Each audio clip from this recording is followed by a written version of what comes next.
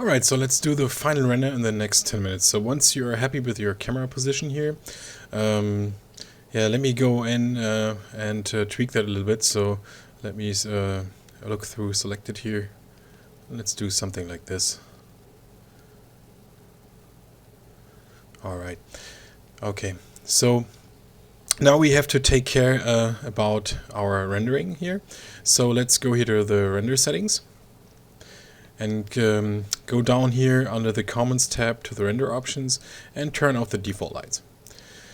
We will light this with an IBL, image-based lighting. So go here to indirect lighting to create that image-based lighting, and then I've got an HDR here, Rolex _HDR.HDR, and if you want to have that, you'll find this under my website again. So type in this, what's up here, and if you hit enter, it's going to ask you where to put this. Alright, so if you want to use the same HDR, you can use this, but feel free to use your own HDRs. Another thing we want to turn on when we are doing image-based lighting is final gathering. So just leave it at the defaults here at first, and then let's close that up here. Now let's see what's coming out when we take a render. Okay, so this is a test render I did earlier. So yeah, let me do a quick render here. Make sure that you render from the camera too. Okay, so this is what's coming out. There are only a few issues. So the one thing is I don't want to see the image-based lighting here in the background. So with that image-based lighting sphere still selected, so that's the yellow thing here in the background, you go on here under the attributes and turn off the primary visibility. And there's another thing that's coming obvious. Our anisotropic shader here has some issues. So let's try to fix that. So let's take a look let's go to the hypershade and take a look at the shader. So with that anisotropic shader selected, go here to your attributes, and down here, let's turn off under the specular shading the anisotropic reflectivity.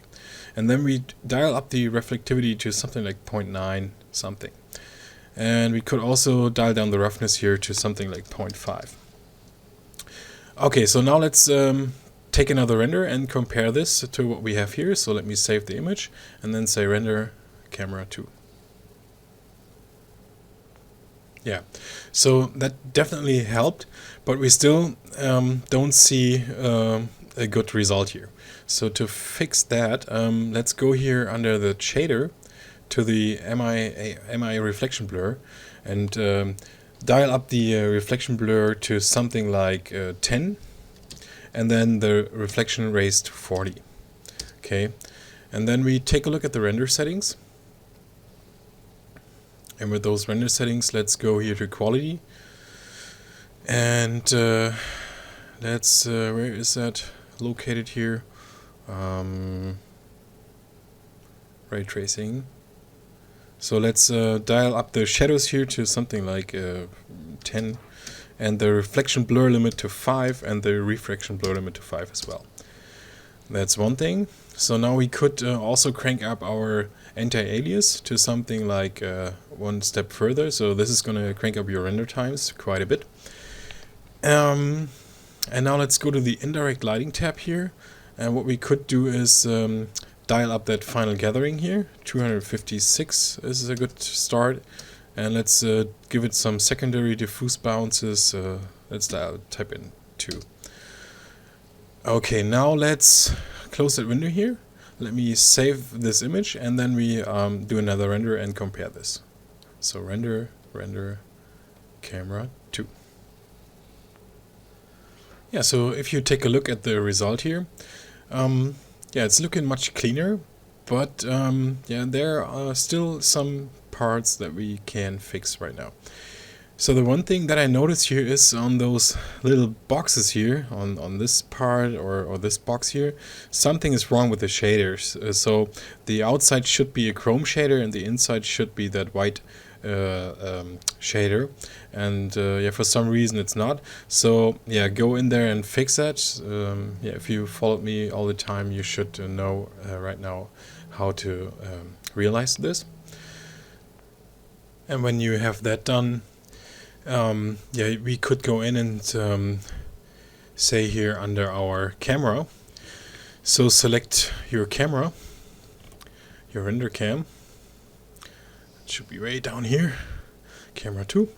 So with that selected, go here to your manual ray tab,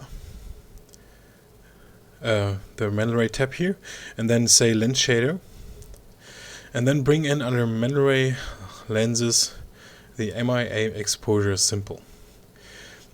What this does is this is actually getting all the information out of the HDR that we are using. So dial down the pedestal to -0.01.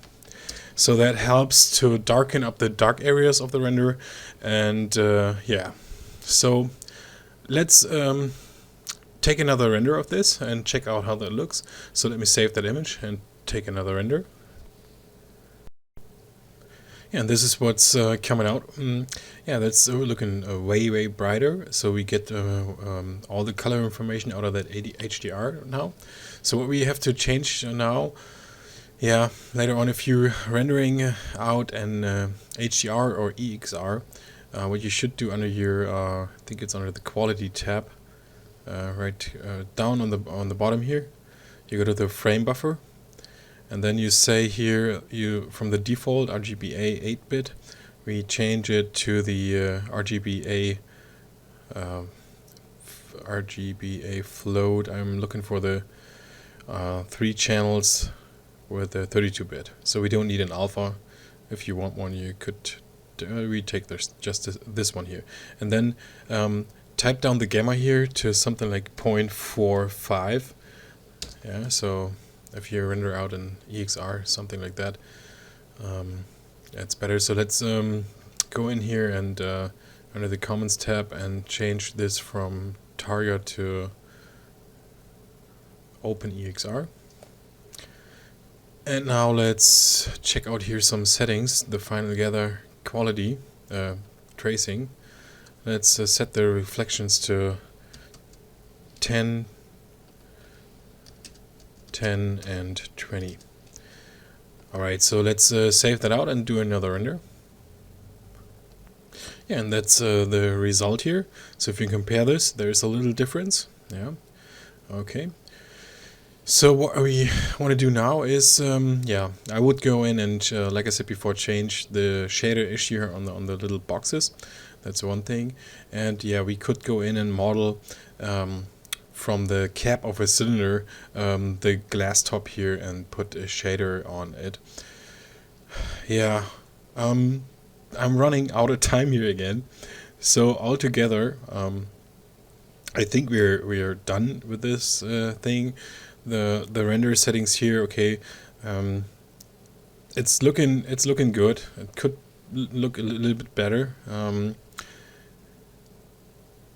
Would be cool, and that might be another tutorial that I will do in the future, to set up some render passes here and some render layers and passes to get later on into Fusion or After Effects or something like that, to composite a render from different passes.